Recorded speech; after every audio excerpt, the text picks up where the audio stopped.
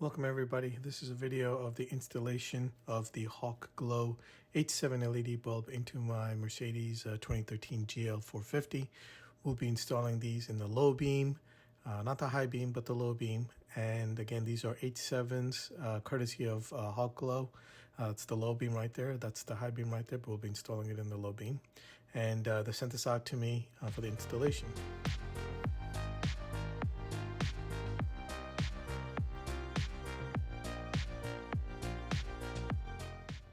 So here's a quick video comparison. This is the halogen bulb that came with the truck. And then here's the H7 Hawkglow that I upgraded to. And then you can see one is white and one is yellow. And now here when we go for a drive, it is so bright and white.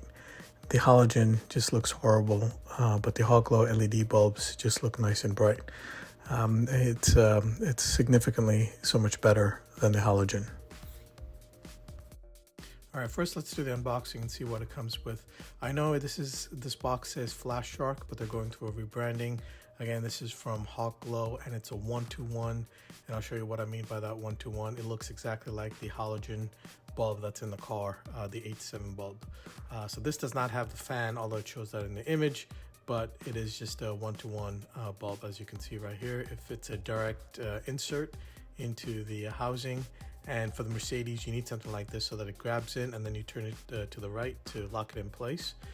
So the first thing when we go through the installation is you need room to stick your hand up here. We need to open this cover, and this is very easy. We just remove the push pin using some kind of wedge. I'll show you that, and then remove the cover. So what we'll be doing is we'll be raising the vehicle so that we get some extra room. So this, with the air suspension, you press the button to raise the vehicle. You have to have the engine running. Well, it's best to have the engine running, and then you press the button here, and once you do that, you will see a message in your cluster saying vehicle rising. And once that's done, you will be able to see that you have more room here to stick your hand in to remove that cover right behind the headlight.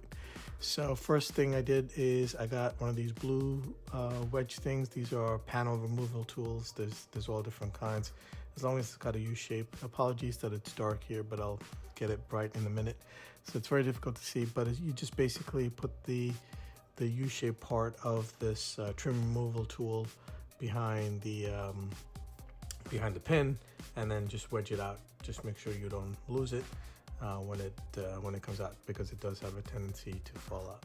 So mine was a little bit tough to get it out, and it's kind of dirty as well. Once you get it out, then the next thing you have to do is remove this plate. In order to remove this plate, you just push it up and it comes off. It's held in by tabs, so when you push it up, it gets released by those tabs, and then it just comes straight out.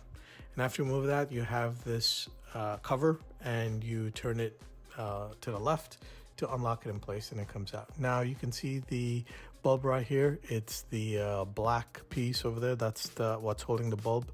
And again, you just unscrew it by turning it to the left about 45 degrees, and then it'll come off of the socket, and you'd be able to remove it. So although it took me a while to get it out, but I just wanted to be sure.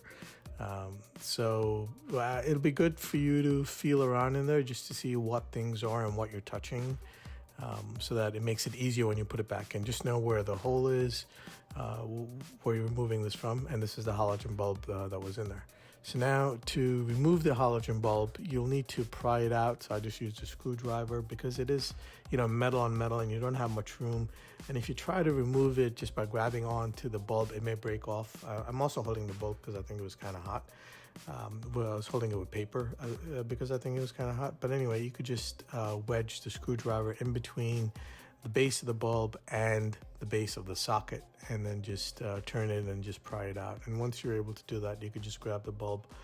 If you don't have any use for the bulb anymore, you could touch it with your bare hands. But if you are planning on keeping the H7 bulbs, use something else so that the oil from your fingers do not go on the bulb, because that may cause it to catch fire or start a fire if you do plan on using it again. So anyway, so the best thing is just to wedge it out and remove the bulb. Pretty straightforward, like this. Able to take that out, and now we've done that, we have pretty much the open socket where we're going to be putting the bulb.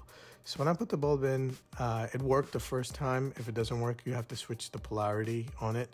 But I believe this is non-polarity specific, so it'll turn on no matter which way you put it in. Now, you just have to make sure that it's perfectly aligned and perfectly flush with the base of the socket to make sure you don't have any gap. Otherwise, it won't fit into the bulb housing. So you want to make sure you push it in all the way and make sure it's tight. Obviously, we're going to turn it on and test and make sure that it works before we put it into the socket. But again, you want to make sure that it's flush into the base of the socket. And once we've done that, let's go test it.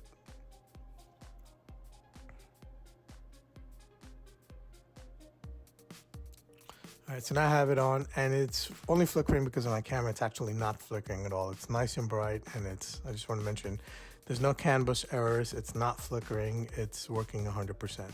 So now there's the hole where you took out the bulb from, so now you know where it is, and basically the ears or the tabs of this bulb socket goes and behind the other two tabs that you see over there. So you basically get it in, and then again you turn it to the right to lock it in place. Pretty straightforward. There's not much room. You could also turn the tire if you wanted more room, but I was able to do this without turning the tire, just by lifting up the air suspension. And once you do that, now you want to put this cover back on, and you want to hear a click. So once you turn it in all the way, you'll hear a click, otherwise it'll fall down. So make sure you hear the click. You turn it to the right and make sure you hear the click so that it locks in place. Again, once we do that, now we put this other cover back on. I think that I just one more time to make sure it's stuck in place. Now we put the other cover back on. Again, you put it in on the top and then you push it down. These are the tabs that need to go behind the fender liner, so they'll lock in place behind the fender liner. So you want to make sure that it's you put it on the top part and then you push it down by using your fingers. And after you do that, just make sure that all four sides are inside the wheel fender liner. And then you put the little thing back in here. Pretty straightforward. And we're done. Oh, actually, we're not done. After this, we have to lower the vehicle. So I'll just walk you through that. You basically turn on the engine and you press this button again.